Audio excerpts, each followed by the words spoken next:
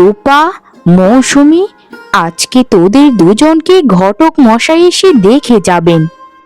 তোরা দুজন খুব ভালো মতো একটু গোছগাছ হয়ে থাকিস রে মা, যেন পাত্রপক্ষকে গিয়ে ঘটক মশাই বিস্তারিত বলতে পারেন তোদের সম্পর্কে। মা, কিছু মনে করো না, কিন্তু এত তাড়াতাড়ি বিয়ে, আবার দুজনের একসাথে, আমি তো কিছুই বুঝতে পারছি না মা। প্রথমে যদি আমাদের দু বোনের মধ্যে একজনের হতো, তারপর আরেকজনের হতো, তাহলে খুব ভালো হতো। আর মা, এত তাড়াতাড়ি আমি বিয়ে করতে চাই না, তোমাদেরকে ছেড়ে আমি কোথাও যেতে চাই না মা। কেন এত তাড়াহুড়ো করছো মা, বলো? শোনো মা, দিদি যদি বিয়ে করতে না চায় তাহলে না করুক, কিন্তু অন্যের বিয়েতে কেন বাধা সৃষ্টি করছে বলো তো? তুমি এক কাজ করো মা, দিদিকে পরে বিয়ে দিও, আমাকে আগে দিয়ে দাও, এতে দিদি শান্তি হবে। সব কিছুই বুঝতে পারি আমি, আমি যদি না থাকি এই ঘরে তাহলে চালাবে কাকে? মৌসুমী, রূপা তোর বড় বোন, এভাবে রূপার সাথে কথা বলিস না। আর শোন রে মা রূপা, আমাদের বয়স হয়ে যাচ্ছে, আর তোর বাবারও শরীরটা ইদানিং ভালো নয়, তাই তোর বাবার কিছু হবার আগে তোদের দুজনের একটু তাড়াহুড়ো করেই একরকম বিয়েটা দিয়ে দেব। মা, এরকম কথা কখনো মুখ দিয়ে আনবি না, বাবার কিছুই হবে না মা। বাবাই তো আমাদের ভরসা, আর তুমি হচ্ছ আমাদের ছায়াতল। তুমি ছাড়া আর বাবা ছাড়া আমাদের কি আছে মা, বলো? আচ্ছা ঠিক আছে মা, তুমি যখন এত করে বলছো, তাহলে আমরা দুজন মিলেই তৈরি হয়ে থাকবো। আমি ছোটকে একটু ভালো মতোই সাজাবো, যেন ঘটক মশাই ভালো পাত্রের জন্য ছোটকে নির্বাচন করে। শোন দিদি, এত আদিক্ষেতা দেখাবি না একদম, তোর থেকে আমি কিন্তু হাজার গুণে সুন্দরী, তাই ভালো পাত্রের সাথে আমারই বিয়ে হবে। আর শোন, নিজের মুখটা না নিজে গিয়ে সাজা, আমাকে অত সাজাতে হবে না তোকে। সব সময় নিজের দোষ অন্যের ঘাড়ে চাপানো, এটাই তোর স্বভাবে পরিণত হয়েছে। যা যা, এখন আমার সাজগোজের জিনিসপত্রগুলো এনে দে, আমি একাই সাজতে পারবো, তোকে সাজিয়ে দিতে হবে না। মৌসুমী, রূপার সাথে একটু ভালো মতো কথা বলতে পারিস না? দেখেছিস রূপার মনটা কত বড়, সে সব সময় চায় তোর যেন খুব বড় ঘরে বিয়ে হয়। রূপাকে তুই এখনো চিনতে পারিসনি রে মৌসুমী, কিন্তু খুব তাড়াতাড়ি চিনতে পারবি যে রূপা আমাদের জন্য কত ভাবে। আরে সুবীর দাদা, তোমার মেয়েরা কোথায় গেল? একটু তাড়াতাড়ি ডাকো, আমাকে তো আবার পাত্রের বাড়িতে যেতে হবে নাকি? তোমাদের হয়েছে এক কাজ, আর আমাদের ঘটকদের হাজারো কাজ থাকে গো, একটু তাড়াতাড়ি নিয়ে এলে খুব ভালো হতো। আহা ঘটক মশাই, কোন সময়টাতে এলেন আপনি? আমি তো এখনই কাজে বেরোচ্ছিলাম, দাঁড়ান, আমি আমার দুটো মেয়ে আর তার মাকে ডেকে দিচ্ছি। আপনার শুধু তো কাজ এটাই যে মেয়েদেরকে দেখবেন আর পাত্রের কথাগুলো বলবেন, তারপর মেয়ের মা আমাকে সবকিছু খুলে বলবে এক্ষণ কাজ থেকে ফিরলে। কই গো রূপা, মৌসুমীর মা, এদিকে এসো তো একটু, ঘটক মশাই এসেছেন আমাদের মেয়েগুলোকে দেখতে। আমার কাজে যদি দেরি হয়ে যাচ্ছে, আমি কিছুক্ষণের মধ্যেই বাড়ি ফিরছি, আপনারা গল্প করুন, আমি তাহলে আসি। বাবা বাবা, আপনাদের দুটো মেয়ে তো অসাধারণ সুন্দরী। হয়েছে কি বৌদি, পাশের গ্রামের দুটো ছেলে আমাকে বিয়ের জন্য ধরেছে। সব থেকে অবাক করা কাণ্ড হচ্ছে, তাদের বাড়িটা একদম পাশাপাশি, কিন্তু প্রধান একটা সমস্যা হচ্ছে, একজনের অনেক টাকা পয়সা আছে আর একজনের টাকা পয়সা খুবই অল্প। তবে রতন ছেলেটার টাকা পয়সা কম থাকতে পারে, তার মনটা আকাশের মতো বিশাল, খুবই আমার পছন্দের একটা ছেলে। ঘটক মশাই, আমাদের অত টাকা পয়সার একদম দরকার নেই, আমরা শুধু চাই যেন আমাদের দুটো মেয়ে খুবই সুখে থাকে। টাকা পয়সাতে তো অত সুখ লেখা থাকে না, মানসিক শান্তি হচ্ছে সব কিছু। মা মানসিক শান্তি নিয়ে পড়ে থাকুক। শুনুন ঘটক কাকু, আমি কিন্তু ওই ধনী ঘরের ছেলেকে বিয়ে করব, এটাই আমার শেষ কথা। আর দিদি বিয়ে করবে গরিব লোকটাকে, কথা শেষ। কি রে মৌসুমী, লাজ লজ্জার মাথা খেয়ে এগুলো কি বলছিস তুই বলতো? ভেবেছিলাম তোর লোভটা কমে গেছে, কিন্তু দেখা যাচ্ছে তোর লোভ তো দিন দিন বেড়েই চলেছে। বড় বোনটার কথা না চিন্তা করে নিজের কথা আগে চিন্তা করে ফেললি। একটা কথা শুনেছ মা, যে চাচা আপন প্রাণ বাঁচা, নিজে বাঁচলে বাপের নাম। আমি সুখী থাকলেই হবে, কে থাকলো না থাকলো সেটা আমার দেখার বিষয় নয়। আর তুমি তো সবকিছু জানোই মা, দিদি ছোটবেলা থেকে চলাফেরা কেমন যেন গরিব মানুষের মতো ছিল। আর আমি সারা জীবন চাইতাম জেনে একটা ধনী পরিবারে বিয়ে হয় আমার।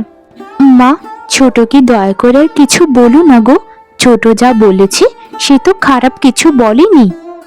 আর এমনিতেও আমি ধনী পরিবারে কখনো বউ হতে চাই না। আমি চাই গরিব হোক আমার স্বামী, কিন্তু যেন সৎ আর ভালো মানুষ হয়। আর ছোট যখন এত ধনী পরিবারে বিয়ে করার শখ, তাহলে তার শখটা তাকে মেটাতে দাও মা। ঘটক কাকু, আমরা দুবোন বিয়েতে রাজি। আমি বিয়ে করব গরিব জনকে, আর ছোট বিয়ে করবে বড় লোকজনকে।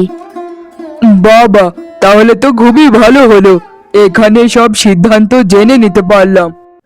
আচ্ছা তাহলে মা, তোমরা তাহলে থাকো কেমন, আমি আসি। পাত্রপক্ষকে আবার খবরটা দিতে হবে তো।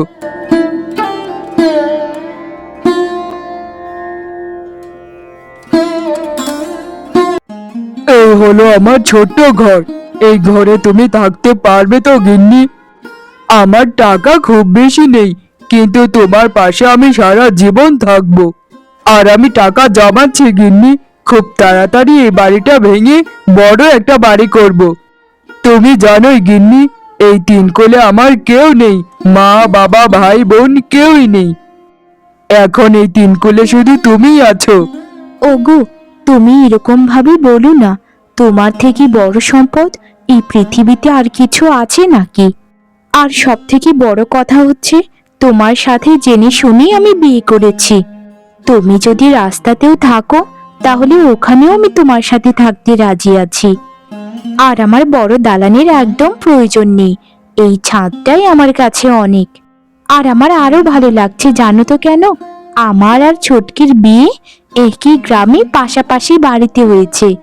হ্যাঁ গিন্নি, তোমার বোনকে বলো আমাদের বাড়িতে আসতে।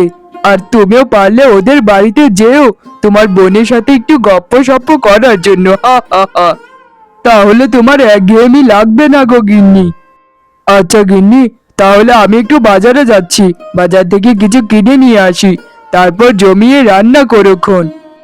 আচ্ছা ঠিক আছে গো, তাহলে তুমি বাজারে যাও, আর আমি এদিকে রান্নাপত্রগুলির ব্যবস্থা করি।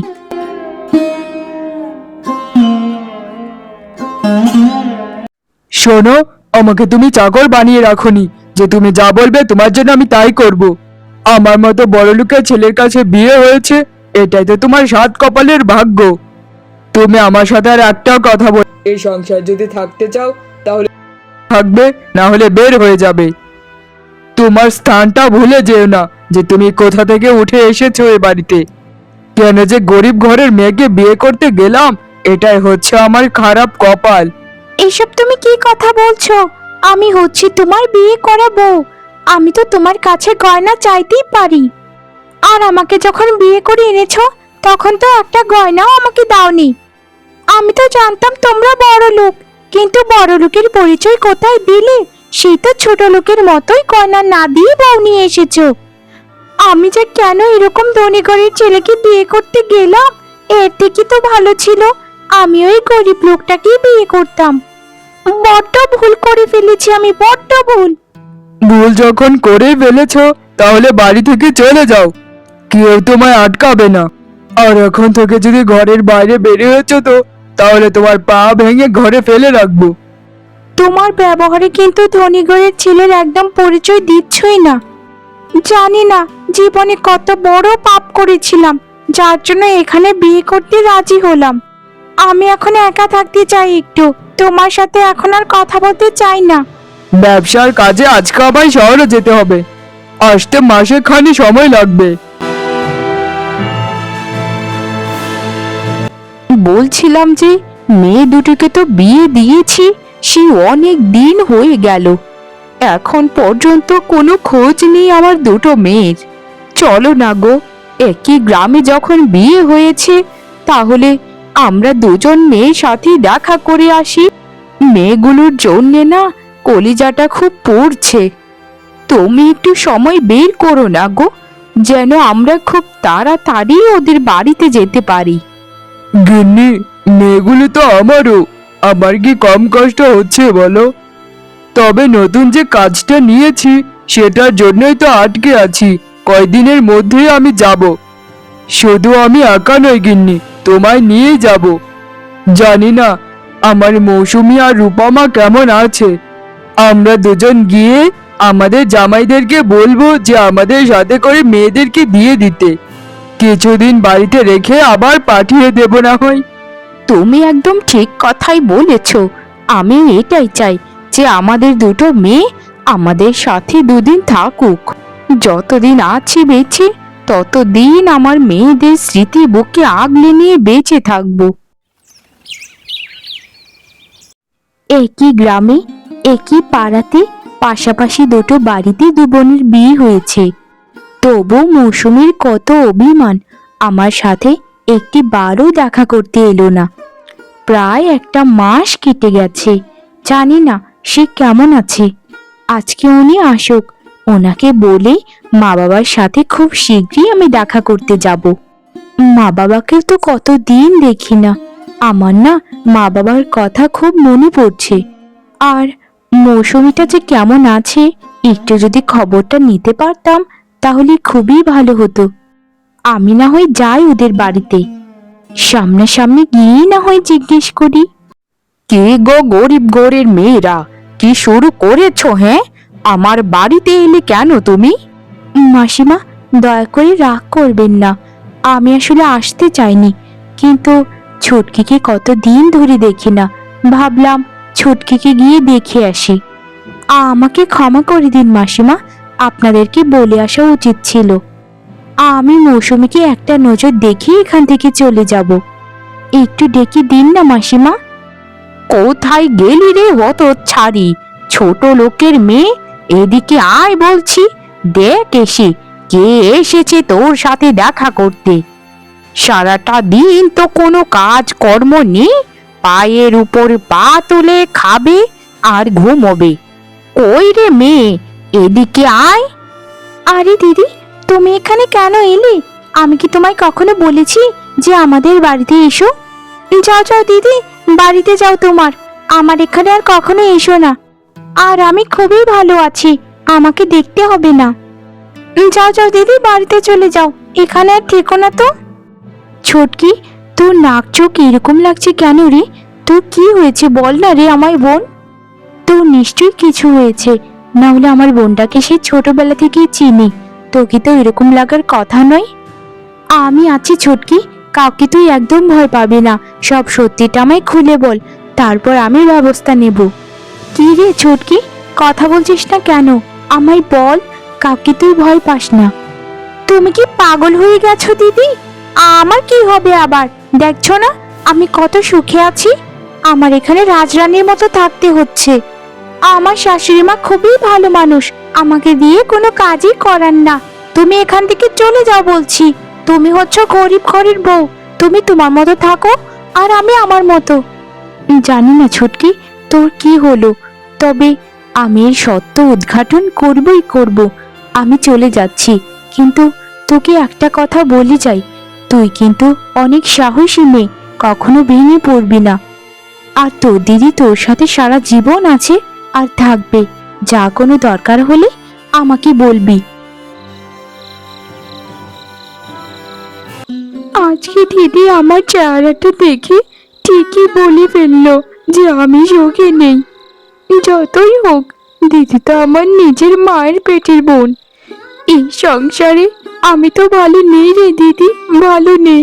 আমাকে সব সময় ঝি ঝাগরানির মতো কাটাচ্ছে ওরা। আমি শাশুড়ি মার ভয়ে তোর সামনে কিছু বলতে পারলাম না। এই সব কিছু হয়েছে আমার লোভের জন্য। এই সংসারে এসেছিলাম লোভের বশবর্তী হয়ে।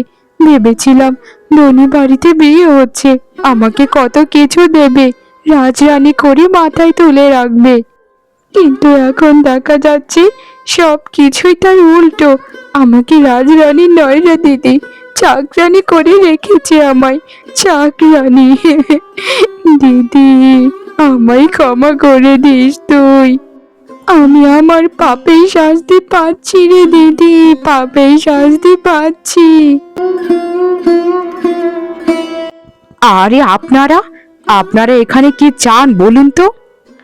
বলা নেই ক নেই, কুটুম বাড়িতে বেড়াতে চলে এলেন। আরে দিদি, আমরা এখানে খেতে আসিনি, শুধু আমার মেয়েগুলোকে দেখতে এসেছি। আমরা ঘরের ভেতরেও যাব না গো দিদি, আমরা বাইরেই দাঁড়িয়ে মেয়েটাকে দেখে, বড় মেয়েটাকে দেখে তারপর বাড়িতে আবার চলে যাব।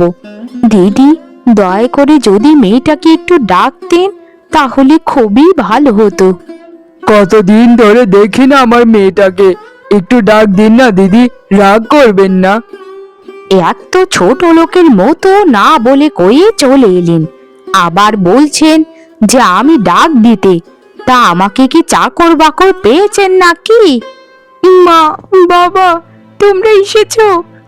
আমি এখানে থাকতে চাই না মা বাবা, আমাকে নিয়ে যাও তোমাদের সাথে। এই বাড়ির মানুষেরা মানুষ নয়, এক একটা আস্ত পাষাণ, আর পশুর মতো আচরণ করে সবার সাথে। যদি তোমাদের মেয়েকে বাঁচাতে চাও তাহলে এখান থেকে আমাকে নিয়ে চলো তোমরা। আমি এখানে এক মুহূর্তেও থাকতে চাই না। আমার শাশুড়ি মা আমাকে সারাদিন জি চাকরানির মতো খাটায় মা বাবা। বাবার বাড়িতে থাকতে তো এক গ্লাস জলও তুলে খেতাম না, আর এই বাড়িতে এসে পুরো জি চাকরানির সকল কাজ আমাকে করতে হচ্ছে। সবকিছু করার পরও আমার কোনো নামই পাই না, সবসময় দুবেলার জায়গায় একবেলা খেতে পাই। এই হতচ্ছাড়ি বৌমা, তোমায় কি এখানে ডেকেছিলাম আমি? মাতব্বরি করে কেন চলে এলে? আজ আমার ছেলে আসুক শহর থেকে, তারপর একটা ব্যবস্থা নেব তোমার। তোমার বেশি বার বেড়ে গেছে, এই বার না আর থাকবে না। ঘরে যাও বলছি বৌমা, ঘরে যাও। এই সংসার আমি আর করবো না, আপনার সংসার নিয়ে আপনি বসে থাকুন। আমি আমার মা বাবার সাথে চলে যাচ্ছি সারা জীবনের মতো। এই অত্যাচারী রাজপ্রাসাদে আমি থাকতে চাই না, এর থেকে ভালো তো আমি ঘরের কুঠিরে থাকি। আমরা যা বোঝার বুঝতে পেরেছি মা, চল এখান থেকে। তোর আর এখানে এক মুহূর্তও থাকতে হবে না। পারলে সারা জীবন আমাদের কাছে তোকে রেখে দেব, তবু এই রাক্ষসদের হাত থেকে তোকে বাঁচাতেই হবে আমাদের। দিদি রে, এই দিদি, আমাকে ক্ষমা করে দে না রে দিদি। তোর সাথে আমি যা অন্যায় করেছি, অপমান করেছি, সব কিছুর জন্য আমি শিক্ষা পেয়ে গেছি। আমি সংসার ধর্ম ত্যাগ করে বাবা মার কাছে সারা জীবনের জন্য চলে যাচ্ছি দিদি। তুই শুধু আমাকে ক্ষমা করে দে দিদি। মৌসুমী, তুই একদম চিন্তা করিস না বোন, সবকিছু ঈশ্বর আবার ঠিক করে দেবেন। তোর ওই বাড়িতে আর ফিরতে হবে না বোন, তুই বাবা মায়ের সাথে থাক। তোর বয়স এখনো অনেক কম, তোর পুরো জীবনটাই পড়ে আছে। বিধাতা সবকিছু আবার ঠিক করে দিবেন বোন। তোর প্রতি আমার কোনো অভিযোগ নেই, কোনো অভিযোগ নেই।